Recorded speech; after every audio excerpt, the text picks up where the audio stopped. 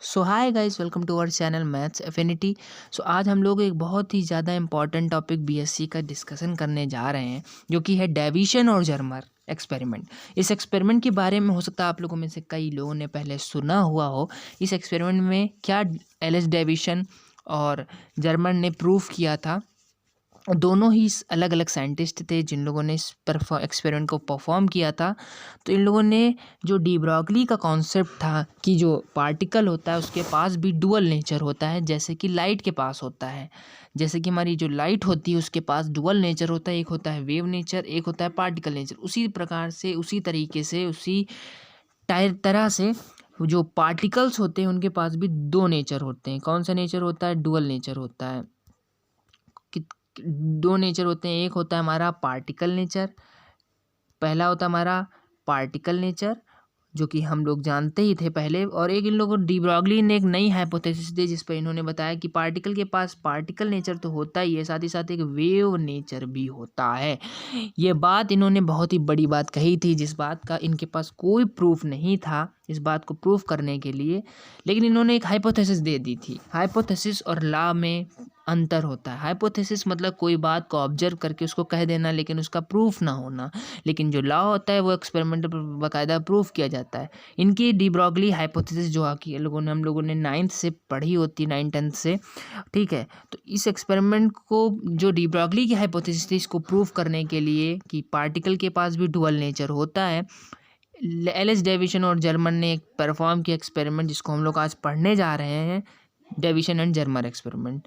तो शुरू करने से पहले एक्सपेरिमेंट, ये काफ़ी ज़्यादा मज़ेदार एक्सपेरिमेंट है। इस बात से बहुत ही ज़्यादा हेल्प होती है, क्वांटम मैकेनिक्स में बहुत ही इंपॉर्टेंट रोल प्ले करता है।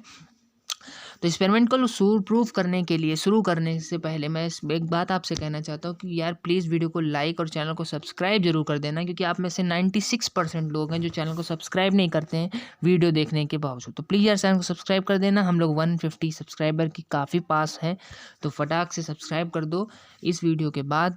आई होप 150 सब्सक्राइबर जल्दी से जल्दी हो जाएंगे। तो बस आपको करना कुछ नहीं, नीचे लाल सब्सक्राइब बटन है उसे क्लिक कर देना है, और एक कमेंट करके बताना आपको वीडियो कैसा लगा। पहले वीडियो आप पूरा एंड तक ज़रूर देखना।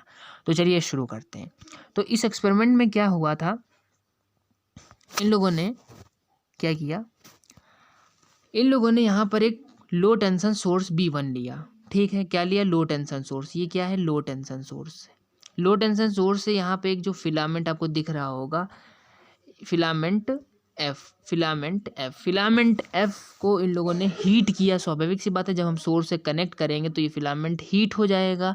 जब फिलामेंट हीट हो जाएगा तो इस फिलामेंट में जो इलेक्ट्रॉन्स हैं ये बाहर एमिट होंगे, और ये इलेक्ट्रॉन्स एमिट होंगे तो ये इलेक्ट्रॉन हर जगह से स्कैटर्ड होंगे, मतलब हर डायरेक्शन में स्कैटर्ड होंगे। भाई ये तो नेचर ही होता है इलेक्ट्रॉन्स का। अब इलेक्ट्रॉन्स को एक फाइन बीम में कन्वर्ट करने के लिए, अभी मैं आपको पूरे नोट्स भी प्रॉपर दूंगा, बस आप पहले एक्सपेरिमेंट को समझना ज़रूरी है, क्योंकि आप पहले समझिए फिर अपने आप से आप अपनी लैंग्वेज में खुद लिख सकते हैं। लेकिन मैं तभी भी आपको नोट्स दूंगा, तो आप इसकी टेंशन मत लेना, बस वीडियो को पूरा एंड तक ज़रूर देखो, ठीक है।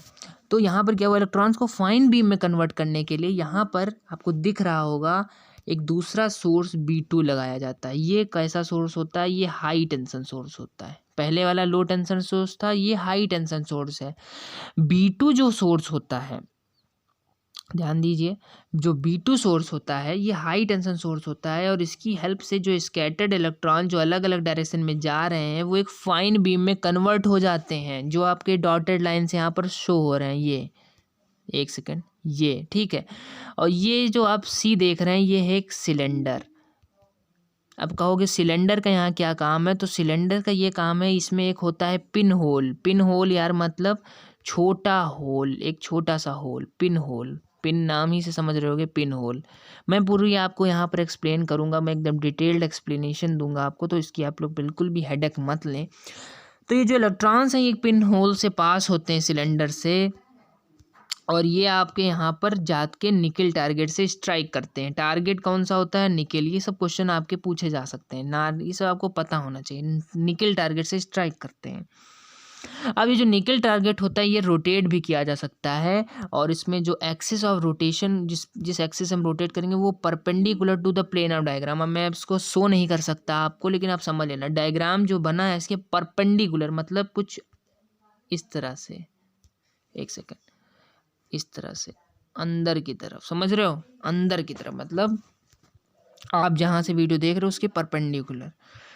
अब क्या होता है फिर ये इलेक्ट्रॉन जो होते हैं, ये इलेक्ट्रॉन इस टारगेट से टकराने के बाद ये जाके इसमें लड़ जाते हैं, अलग अलग इसमें लड़ जाते हैं, इलेक्ट्रॉन कलेक्टर में जाके लड़ जाते हैं। यहाँ पर मैंने एक बीम शो करी है, तो ऐसा नहीं कि एक ही बीम आ रही है, बहुत सारी बीम आ रही हैं, इलेक्ट्रॉन कलेक्टर में चले जाता है। अब इसका जैसा ही नाम है इलेक्ट्रॉन कलेक्टर, वैसे ही इसका काम है कि इलेक्ट्रॉन्स को कलेक्ट करता है, इलेक्ट्रॉन्स को कलेक्ट करता है। इलेक्ट्रॉन्स को कलेक्ट करने का मतलब इलेक्ट्रॉन्स को इकट्ठा करना। इस इलेक्ट्रॉन कलेक्टर से कनेक्ट होता है गैल्वेनोमीटर, टेंजेंट गैल्वेनोमीटर, जो कि आपको यहाँ पर शो हो दिखाया भी है मैंने।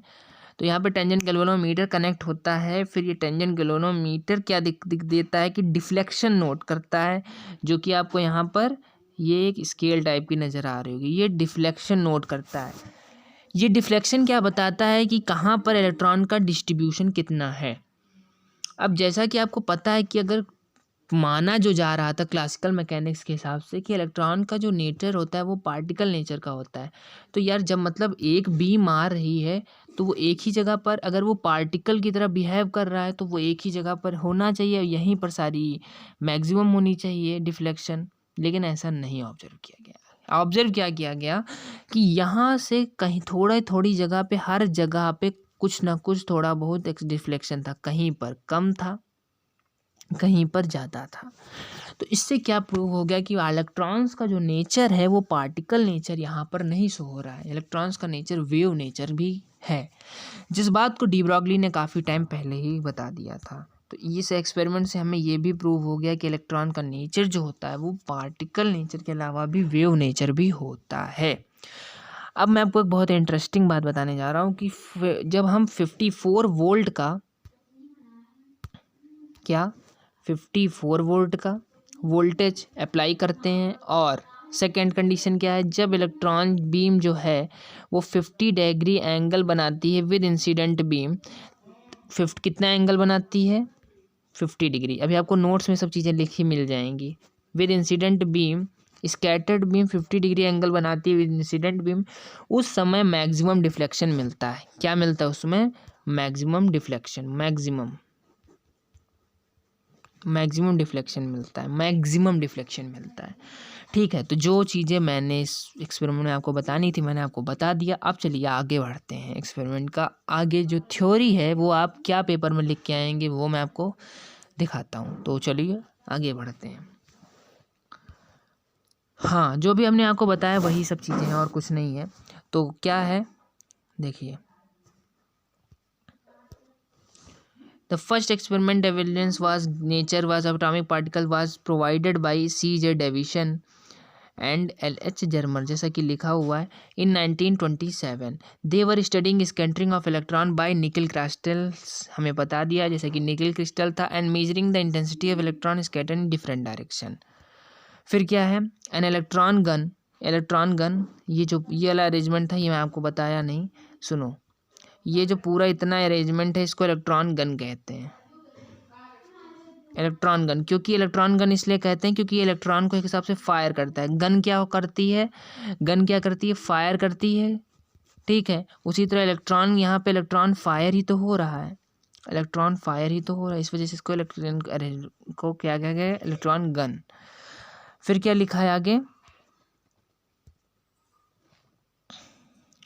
And heated by law tension battery B2 producers the electron, जो मैंने आपको बताया था कि ये हीट किया जाता है तो इलेक्ट्रॉन को प्रोड्यूस करेगा। These electron are selected to some desired velocity by applying suitable potential from high tension source, जैसा कि मैंने आपको बताया था कि हाई टेंशन सोर्स की वजह से ये इलेक्ट्रॉन बीम जो होती है ये कुछ डिजायर्ड वेलोसिटी, मतलब जो भी हमें वेलोसिटी चाहिए उस वेलोसिटी से एक्सेलरेट करती है, the selected electrons are collimating to fine beam by allowing them to pass through a system of pin holes in a cylinder. ये अपनी लैंग्वेज में आप लोग लिख देना कि ये सिलेंडर से पिन होल से पास होते हैं, बस इस लाइन का यही मतलब है और कुछ भी नहीं है।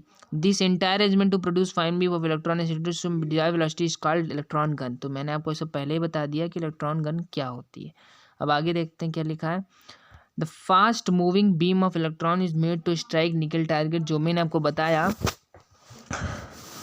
कि इलेक्ट्रॉन की जो फास्ट मूविंग बीम है वो निकल टारगेट पर स्ट्राइक करती है, which can be rotated about an axis perpendicular to the plane of diagram. जैसा कि मैंने आपको बताया था कि जो निकल टारगेट है वो रोटेट किया जा सकता है और उसका जो एक्सिस होता है वो डायग्राम जो कि परपेंडिकुलर होता है।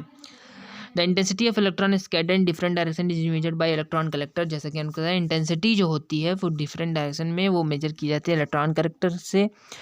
The electron collector is connected to galvanometer. जिसका जो इलेक्ट्रॉन कलेक्टर होता है वो गैल्वेनोमीटर से कनेक्ट होता है, जिसका डिफ्लेक्शन हमारा इंटेंसिटी ऑफ इलेक्ट्रॉन देता है। और ये पूरा जो सिस्टम होता है ये इवैक्यूएटेड होता है, मतलब ये वैक्यूम में होता है। मतलब ये जो देख रहे होंगे आप, ये जो वाल टाइप की बनी है चारों तरफ, ये क्या है, ये वैक्यूम इवैक्यूएटेड है, मतलब वैक्यूम क्रिएट है। ठीक,